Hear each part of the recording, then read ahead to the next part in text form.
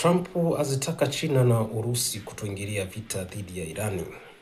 Rais wa Marekani Donald Trump amesema marais wa China na Urusi wamemhakikishia kuwa hawataiuzia Irani silaha.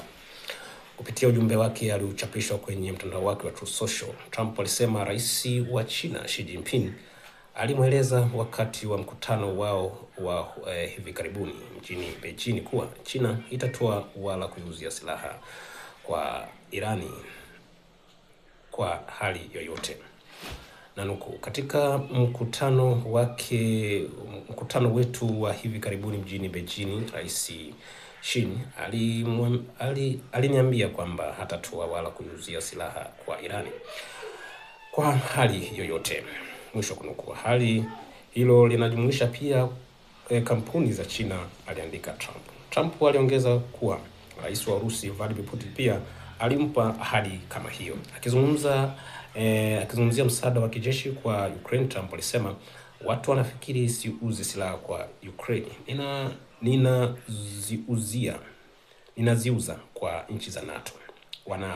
Wanalipa bei kamili kwa silaha hizo na sijui wanazifanyia nini baadaye. Trump pia alisema haamini kuwa China na Urusi zinahusika moja kwa moja katika vita dhidi ya Irani.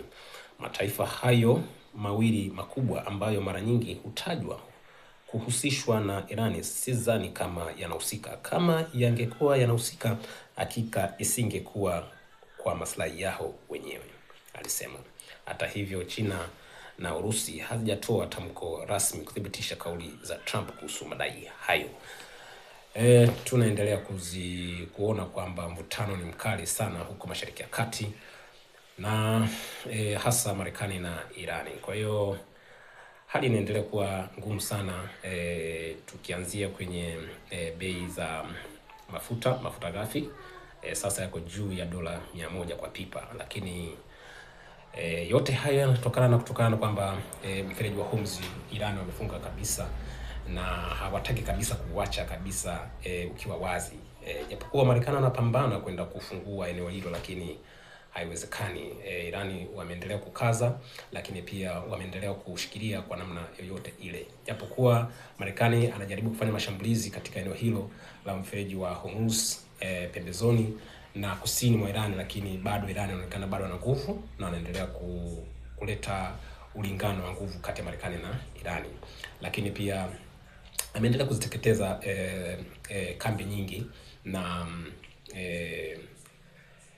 sehemu kubwa au nchi nyingi katika zile nchi za Ghuba. Tumeona kule Bahrain, lakini pia tumeona Kuwait, tumeona Jordan. Kwa hiyo zote hizo ni nchi za Ghuba, lakini zipo kwenye mashambulizi makali kabisa kutoka Washington, lakini pia na washirika wa Marekani katika eneo hilo la Mashariki ya Kati. Lakini kimsingi kwamba hali hii kama haitadhibitiwa, basi huenda bei ya mafuta ghafi ikapanda juu zaidi ya dola hiyo 100. Kwa hiyo kwa sasa tunaendelea kusubiri kuona kwamba ni kwa namna gani wataweza kumaliza hivi vita. Lakini tumeona Trump anasema anazitaka nchi za Urusi na China kutoiuzia au kuisaidia kwa namna yote ile Irani. Kwa hiyo hii ina tafsiri aina mbili. Tafsiri ya kwanza ni kwamba Trump anazilahi hizo nchi kwamba zisitoe usaidizi wa aina yoyote kwa Irani. Lakini pia tafsiri ya pili inaleta kwamba hizo nchi basi zisifanye hivyo, kwa sababu lengo la Trump au lengo la Marekani ni kuhakikisha kwamba mfereji wa Hormuz unadhibitiwa. Lakini pia Marekani anachotaka sasa ni kuidhibiti Irani isiwe na uwezo wa kijeshi, lakini pia ni kuzoofisha uwezo wa kijeshi katika nchi hiyo ya Kiislamu. Lakini licha hivyo tunaona kwamba Trump sasa amelenga sana kusini mwa Irani. Kwa hiyo anafikiri kwamba kama ataendelea kuipiga katika eneo hilo la kusini, basi anaweza kamiliki eneo kubwa na anaweza akahakikisha kwamba vile visiwa na eneo lile la bandari basi anaweza kaliteka yeye. Kwa hiyo Wairani kwa sasa bidi wao na tahadhari kubwa sana, kwa sababu Trump ana malengo makubwa na Marekani ina malengo makubwa, na lengo kubwa kabisa Marekani kwa sasa ni kuidhibiti Iran, lakini pia ni kuzoofisha uwezo wake kijeshi. Kwa hiyo huenda tukaona kwamba ndani ya siku chache zijazo inawezekana kabisa kwamba Israeli akaingia ndani kwa maana kwenye mzozo, lakini pia tumeona kwamba Uingereza imeruhusu kambi zake za jeshi zilizoko kule huko Mashariki ya Kati, basi Marekani azitumie. Kwa hii kama vile Israeli imetoa Uingereza imetoa green light ambayo Marekani sasa anaweza kuzitumia bila wasiwasi kambi hizo za jeshi za Uingereza. Lakini nyingine kwamba huenda huu ni maandalizi ya kwanza kutaka kuivamia moja kwa moja Iran.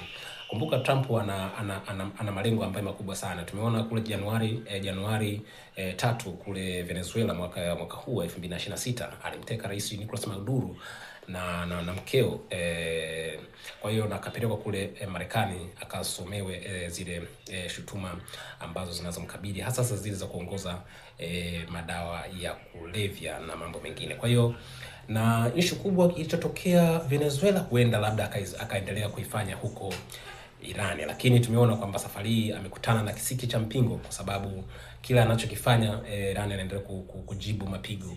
Kwa hiyo na kauli mbiu ya Irani wenyewe wanasema ni jicho kwa jicho. Kwa hiyo ukipiga hapa basi yanakupiga katika kambi zako. Kwa hiyo popote utakapopiga, ukipiga kwenye nishati, yeye analenga kwenye nishati zako, hasa katika zile eneo la Ghuba.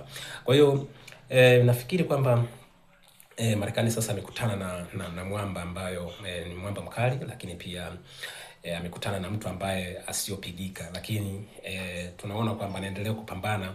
Mpaka siku ya jana alifanya mashambulizi mfululizo kwa awamu 13, mawimbi 13 aliyafanya Marekani. Yote haya anasema ni kuzoofisha uwezo wa Iran. Kwa hiyo tutaendelea kusubiri nini kinaweza kutokea, lakini hali kwa kweli iliyoko huko Mashariki ya Kati sio nzuri, na kama mzozo utapanuka basi tutegemee kwamba Marekani anaweza akaivamia kijeshi nchi ya Irani, lakini pia na uvamizi unaweza kuwepo wa ardhini, kwa maana kwamba majeshi ya ardhini yanaweza kaingia Irani na kwenda kuteka katika vile visiwa vya nishati, na hasa visiwa vya Kashim na Silk ambavyo Irani wanajivunia kwa sababu mafuta mengi yamehifadhiwa eneo hilo, na Trump amesema kwamba katika mashambulizi yake anayelenga basi hapigi mafuta. Kwa hiyo hii inatafsiri kwamba huenda haya mafuta anayataka yeye aondoke nayo na kuyamiliki hayo mafuta. Kwa hiyo